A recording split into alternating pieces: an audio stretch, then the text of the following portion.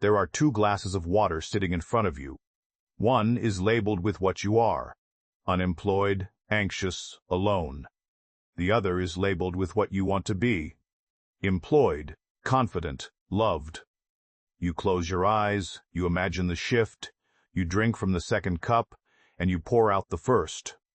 Within days, the world rearranges itself to match the water you consumed. A ritual? A spell? A psychological trick? Or is it simply Neville Goddard's revision technique given form? The same principle that says the past is not fixed, that memory is malleable, and that consciousness, moving through imagination, can rewrite the very foundations of what you call your life. The two cups method has become one of the most popular manifestation techniques on the internet. Millions have tried it. Some report inexplicable results. Others dismiss it as superstition. But almost no one asks the question that matters most. What is this method actually doing? And why does it work? When it works? Not because of the water, but because of what Neville taught about the nature of time, memory, and the imagination's power to revise. Tonight, we decode the two cups method, not as magic, not as metaphor, but as a physical ritual that externalizes one of Neville Goddard's most profound and least understood teachings: that you are not a prisoner of your past, that imagination is the only creator, and that the subconscious mind, symbolized across traditions by the element of water, is the womb in which every version of your life is conceived, carried, and born. Welcome to Neville Goddard Universe. This is a place where we take Neville's teachings seriously enough to see them not as isolated truths, but as part of a larger conversation, one that has been unfolding across cultures, across centuries, across every mystical and esoteric tradition that has ever dared to say, consciousness creates reality, imagination precedes form, and you are far more than you have been taught to believe. Tonight's episode is for the beginner who stumbled across the two cups method and wants to understand what it actually is. It's for the Neville student who has practiced revision but never connected it to this viral ritual. And it's for anyone who senses that, beneath the surface of popular manifestation techniques, there is something older, deeper, and infinitely more powerful at work. We're going to explore the two cups method, not as a standalone trick, but as a doorway into Neville's teaching on revision, the technique he called one of the most important tools you will ever possess. We'll look at how both methods use the symbolism of water, why that matters, and what the great esoteric traditions have said about water as the element of the subconscious, the unconscious, the formless deep from which all creation rises. And we'll walk through exactly how to use both techniques step by step, so that by the end of this episode, you'll have a practice you can apply tonight. If this kind of exploration speaks to you, if you've ever felt that Neville's words were pointing to something vast and unified, something that other traditions have also touched, then I invite you to like this episode and subscribe to the channel. It's a small gesture, but it keeps this work alive, and it tells me there are others out there who hunger for this kind of depth. I'm grateful for every mind that walks this path with us. Let's begin. Neville Goddard taught revision with the urgency of a man who had discovered fire. In lecture after lecture, particularly in the 1950s and 60s, he returned to this principle: the past is not fixed. Memory is not a record, it is a living thing, and it can be rewritten. He would say, if you will revise the day, every day, you will be building a new past, and a new past builds a new future. Let's be clear about what revision is, because the word itself can be misleading. Revision is not positive thinking about the past. It is not reframing a bad memory to find a silver lining. It is not affirmations spoken over old wounds. Revision is the act of entering into imagination, recalling an event that displeased you, and then replaying that event, in vivid sensory detail, as you wish it had happened. You do not analyze it. You do not forgive it.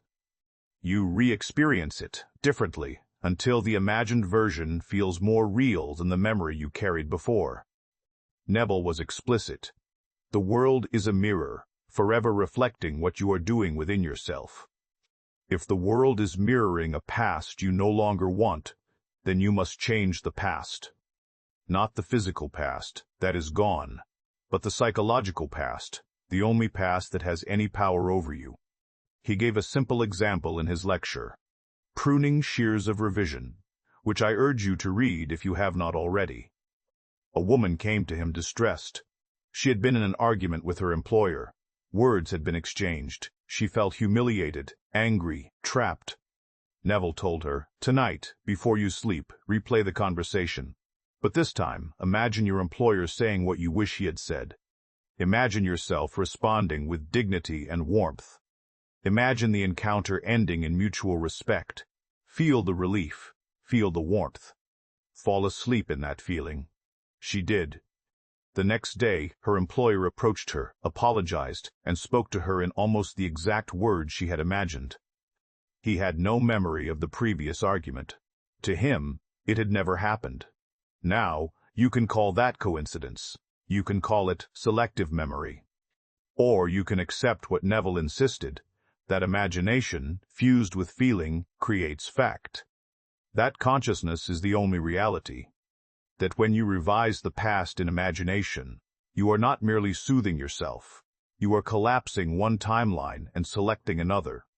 This is where Neville parts ways with nearly every other self-help teaching. Most systems tell you to let go of the past, to forgive and move on. Neville says, do not let go, revise, re-enter, recreate, because the past is not behind you, it is within you, it is active. It is shaping this moment and every moment to come. And if you do not consciously revise it, it will continue to project itself forward, and you will live the same patterns, the same limitations, the same heartbreaks, over and over in different costumes. He taught that every night before sleep you should review the day, not with judgment, but with creative authority. Did someone slight you? Revise it. Did you fail at something? Revise it. Did you react with fear when you wanted to embody confidence? Revise it. Replay the scene as you wish it had been. Feel it as real. Then sleep. Let the subconscious, which does not distinguish between imagined and physical experience, accept the revision as fact. Over time, Neville promised, you will notice something extraordinary. The external world will begin to reflect the revised past. People will forget the argument. Opportunities that seemed lost will reappear. Patterns that seemed fixed will dissolve. You are not changing what happened. You are changing what is happening now, because the past only exists now, in your consciousness, and consciousness is the only reality. This is not memory work. This is not trauma healing, though it can heal. This is ontological surgery. You are editing the foundation of your experience. You are becoming the author of your own story, and you are doing it not by looking forward, but by rewriting backward. And here is the key. Revision works because the subconscious mind does not experience time the way the conscious mind does. To the subconscious, everything is now. Memory and imagination are made of the same substance. When you vividly imagine the revised past, the subconscious accepts it. And once the subconscious accepts it, the outer world, which Neville insists is nothing but your subconscious pushed out, must conform. Now, hold the teaching in your mind. Because we are about to meet it again, dressed in water and labeled with words, in a technique that has swept across the internet without most people realizing they are performing a ritual of revision. The 2 cups method is simple, deceptively so. You take 2 cups or glasses. On one, you place a label describing your current state, your current reality, your current identity. Broke, sick, alone, stuck. On the other cup, you place a label describing the state you want to inhabit. Wealthy, healthy, loved, free. You fill the first cup with water. You sit with both cups in front of you. You close your eyes and you imagine, as vividly as you can, that you are moving from the first state into the second. You feel the shift. You let it become real in your mind. Then you open your eyes, pour the water from the first cup into the second, and you drink from the second cup slowly, deliberately, as though you are consuming the new reality. Finally, you pour out any remaining water from the first cup as a symbolic release of the old state. The ritual is complete. You are, symbolically, no longer the person who began. You are the person described on the second cup. Now, most explanations of the two cups method frame it as quantum jumping, as shifting between parallel realities, as a kind of dimensional magic. And there is truth in that language. But it is metaphorical truth, and if you take it literally, you will misunderstand what is actually happening. You are not hopping between universes like a character in science fiction. You are doing something far more profound. You are using a physical ritual to enact a psychological revision. Let's break it down through Neville's framework. First, the labeling. When you write broke on one cup and wealthy on the other, you are doing what Neville called defining the states. In his lectures, particularly The Law and the Promise, Neville spoke constantly about states of consciousness. He said you are not a fixed self. You are consciousness, moving through states. Poverty is a state, wealth is a state, sickness is a state, health is a state. You are not poor. You are consciousness, occupying the state of poverty, and you can move. The two cups make the states visible. They externalize what is usually invisible. You are naming where you are and where you want to be. This is not trivial. Most people live in states they have never named, never examined, never consciously chosen. The act of writing the labels is an act of awareness. You are saying, I see where I am. I see where I want to be. I am no longer unconscious. Second, the water. Why water? Why not air, earth, fire, or any other element? Because water, across nearly every mystical and esoteric tradition, is the symbol of the subconscious mind. In Hermetic philosophy, water represents the astral plane, the realm of emotion, memory, and dream. In Kabbalah, water corresponds to the Sephira of Yesod, the foundation, the storehouse of images and patterns that shape the material world above it. In Jungian psychology, water is the unconscious, the deep, the formless, the place where all potential sleeps. In tarot, the suit of cups governs emotion, intuition, and the inner life.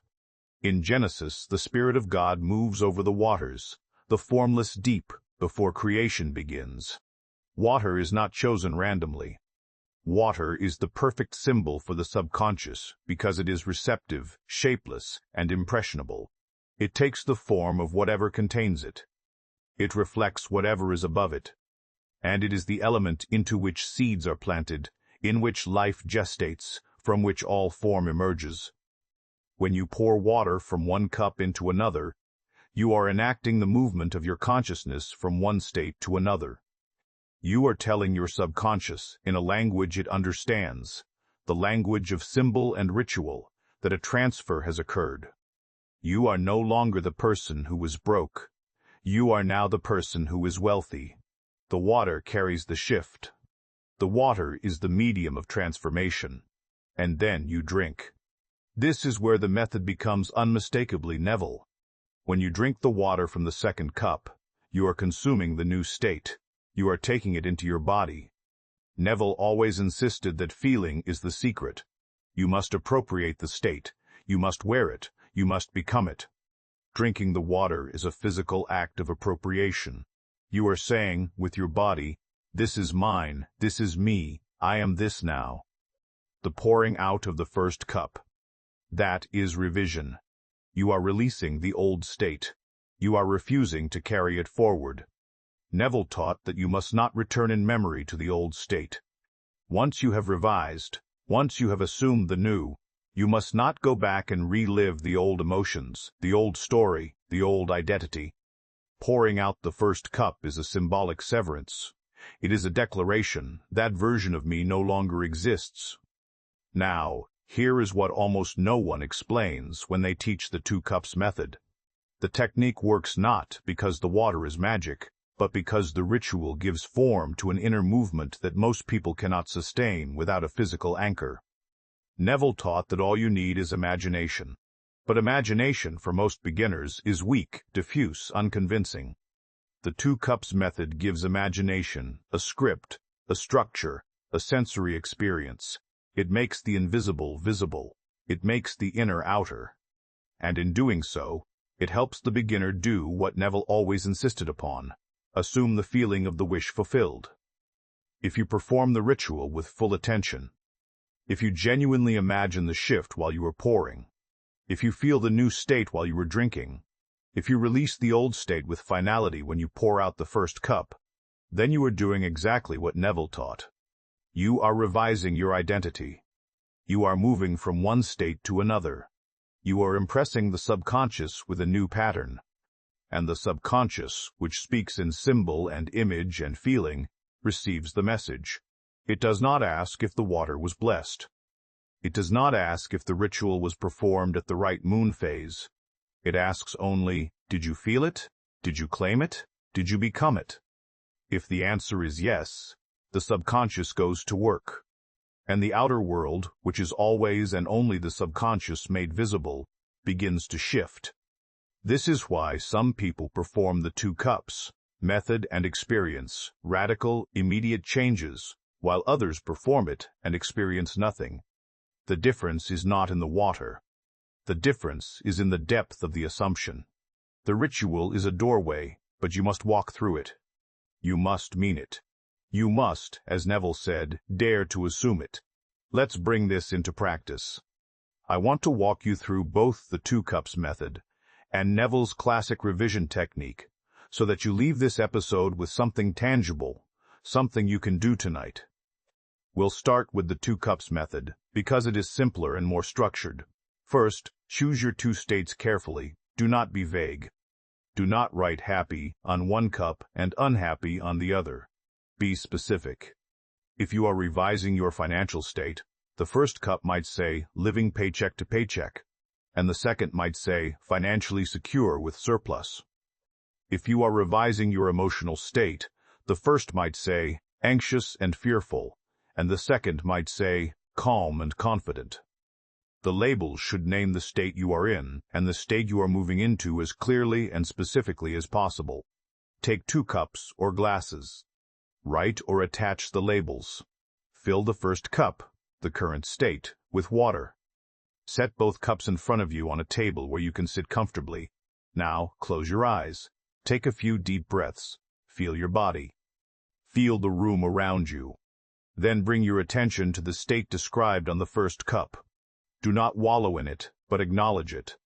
Feel what it feels like to be in that state. Let it be real for a moment. You are not condemning yourself. You are simply seeing where you are. Now, shift. In your imagination, feel yourself moving into the second state. Do not imagine the process of getting there. Do not imagine steps or effort. Simply imagine that you have arrived.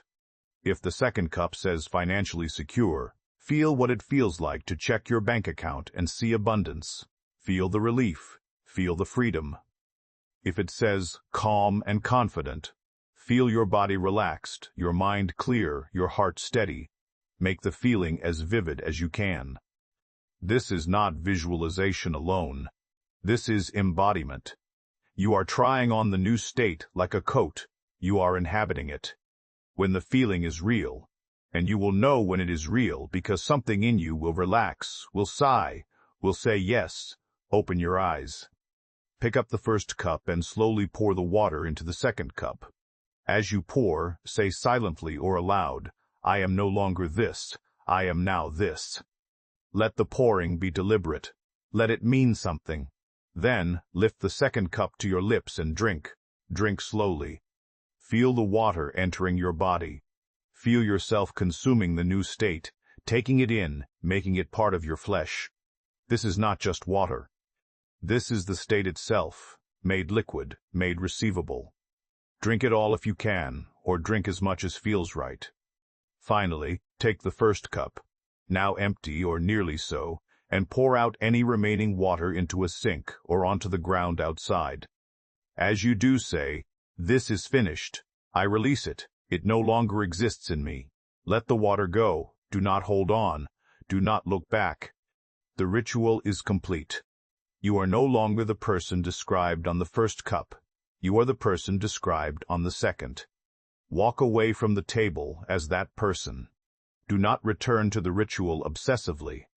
Do not repeat it daily for the same desire unless you feel called to. The point is not repetition. The point is assumption. Once you have assumed the state, live from it. Now, Neville's revision technique in its pure form. Tonight, before you go to sleep, lie in bed and recall the events of your day. Do not judge them. Simply review them as you would watch a film. Start from the moment you woke and move forward, scene by scene, until you reach the present moment. As you review, notice any event that displeased you. It might be large, a conflict, a rejection, a failure. It might be small, a moment of irritation, a harsh word, a feeling of lack. When you find such a moment, pause. Now, replay the scene in your imagination. But this time, replay it as you wish it had happened. Do not imagine yourself reacting differently with great effort. Do not imagine yourself being noble or mature in the face of difficulty. Simply imagine the event itself unfolding differently. Imagine the other person saying what you wish they had said. Imagine yourself feeling what you wish you had felt. Imagine the outcome you wanted. Make it sensory. Hear the words, see the faces, feel the emotion. When the revised scene feels real, when it feels more real than the memory, let it go. Move on to the next event, or let yourself drift into sleep. Do this every night. Revise the day. Over time, you will notice that the events requiring revision become fewer. You will notice that the patterns you used to live begin to dissolve. You will notice that people and circumstances begin to conform to the revisions you have made. This is not magic. This is consciousness, operating according to its own law.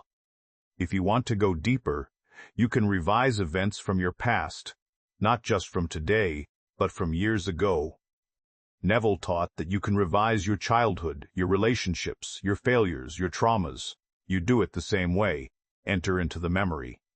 Replay it as you wish it had been. Feel the new version as real. Let it replace the old. This is not denial. This is creation. You are not pretending the old event did not happen. You are choosing which version of the past you will carry forward. And since the past only exists in your consciousness, and consciousness is the only reality, you are not lying, you are authoring. Let's step back and look at what we have uncovered here. The two cups method and Neville's revision technique are not two separate teachings. They are the same teaching, expressed in different forms. One uses physical ritual, the other uses pure imagination, but both are based on the same principle, that the subconscious mind is the womb of creation, that it is impressed by feeling and symbol, and that it does not distinguish between past, present, and future. Water, in both methods, is the bridge. Water is the element that allows the movement from one state to another. In the two cups method, the water is literal. In revision, the water is metaphorical. It is the deep, the formless, the unconscious itself, the place where all revisions are accepted and all new timelines are born. The Kybalion, one of the foundational texts of Hermetic philosophy, teaches that the all is mind, the universe is mental. This is Neville's teaching exactly. The difference is only in language. The Hermeticists say that the mental plane is primary, and that all form descends from it.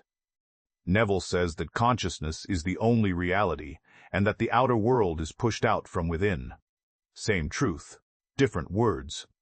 The Kabbalists teach that before creation there was only the Ein Sof, the infinite, the formless, the unmanifest. Creation began when the infinite contracted, creating space for the finite. This contraction, this movement from formlessness into form, is what you do every time you assume a state. You take the infinite potential of consciousness and you shape it, you give it form, you bring it into being. The two cups are the Ein Sof and the manifest world, held in your hands. The Hindu Upanishads teach Tat Tavam Asi, Thou art that. You are not separate from the divine. You are not a creature begging for grace. You are the consciousness in which all worlds arise. Neville said the same thing when he declared, "You are God." Not God as a being outside you, but God as the I am within you, the consciousness that creates by assuming. Carl Jung taught that the unconscious is not merely personal but collective, a vast ocean of archetypes and potentials that shape every human life. He taught that symbols and rituals speak to the unconscious in ways that rational thought cannot. The Two Cups method is a perfect Jungian ritual. It uses archetypal symbols, water, the journey, the transformation, to communicate directly with the unconscious and initiate a psychological shift. Even quantum theory, in its more speculative interpretations, suggests that observation collapses probability into actuality, that the observer and the observed are not separate, that reality is participatory. When you revise the past, you are collapsing a probability wave. You are selecting from infinite potential timelines the one you will experience. The past is not fixed until you observe it. And if you observe it differently, if you imagine it differently with enough feeling and conviction, you select a different past and therefore a different present. All of these traditions, separated by millennia and geography and language, arrive at the same place. Consciousness is primary. Reality is malleable. You are the creator. The outer world is a reflection. Change the inner, and the outer must follow. The Two Cups method has become popular because it gives people a way to touch this truth without needing to study Neville or Hermeticism or Kabbalah. It gives them a ritual, a container, a moment in which they can feel the power of their own consciousness. And that is good. That is how these teachings spread, not through doctrine, but through experience. But the danger is that people will perform the ritual and miss the principle. They will focus on the water, the labels, the cups, and they will forget that these are only symbols. The real method is happening inside. The real revision is happening in consciousness. The cups are training wheels. And eventually, if you understand what Neville taught, you will not need them. You will be able to shift states at will, to revise the past in a moment, to walk through your day as the operant power, shaping reality with every assumption you make. That is the goal. Not to become dependent on rituals, but to awaken to the truth that you are the ritual. You are the water. You are the cup.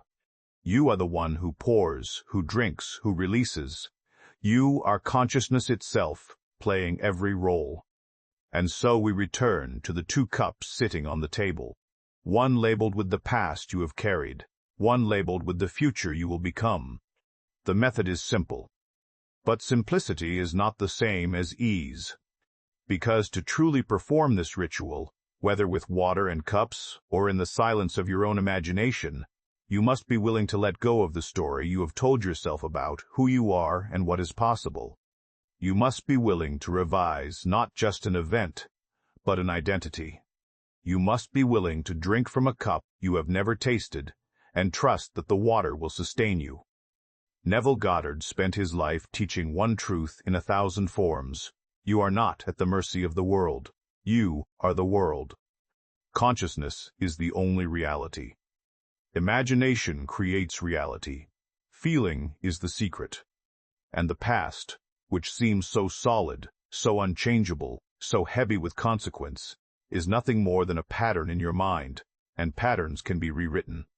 If this exploration has opened something in you, if you feel the edges of a larger truth beginning to take shape, then I invite you to like this episode, to subscribe to this channel, and to walk this path with us. Every like, every subscription, is a signal that there are others out there who are ready to see beyond the surface, who are hungry for the deeper unity beneath all these teachings. I am grateful for every one of you. The Two Cups method is not magic. Revision is not fantasy. They are both expressions of the same law, that you are the operant power, that the subconscious is the womb of creation, and that when you assume a state with feeling and conviction, the world has no choice but to reflect it back to you. Tonight, before you sleep, revise one thing. Just one. A conversation, a moment, a memory that has been shaping you without your consent. Replay it as you wish it had been. Feel it as real. Let the old version dissolve. Do not ask how. Do not ask when. Simply assume the new, and let the law do its work. You are not rewriting history. You are writing it for the first time. Because until now, you have been living a story someone else told you, a story the world told you, a story you accepted without question. Now you know, the pen is in your hand, the water is in the cup, and the power to revise, to assume, to become has always been yours.